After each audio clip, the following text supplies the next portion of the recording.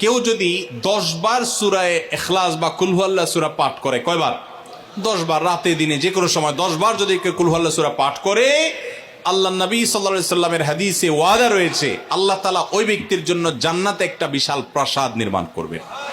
দুনিয়ার কোনো প্রাসাদ না ভাই, পামজমারার প্রাসাদ না ভাই, এটা কোনো দুবাই বা পৃথিবীর কোনো গুরুত্বপূর্ণ জায়গার লোভনীয় কোনো আকর্ষণীয় কোনো জায়গার প্রাসাদ না ভাই, জান্নাতের প্রাসাদ। দুনিয়ার প্রাসাদ রেখে চলে যেতে হবে, জান্নাতের প্রাসাদ যে একবার পেয়ে যাবে অনন্ত অসীমকাল পর্যন্ত আর তার সেখান থেকে বের হতে হবে না, তার থেকে ছুটবে না।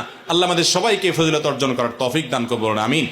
তাহলে সূরা ইখলাস 10 বার মাঝে মধ্যে পড়তে যদি আমরা চেষ্টা করি, পুরা সূরাটা একবার পড়তে 1 মিনিট সময় কিন্তু লাগে না। কুল হুয়াল্লাহু আহাদ আল্লাহুস সামাদ লাম ইয়ালিদ ওয়া লাম ইউলাদ ওয়া লাম ইয়াকুল লাহু কুফুয়ান আহাদ। কয় সেকেন্ড সময় লাগছে? 20 সেকেন্ড, 25 সেকেন্ড। আপনি চাইলে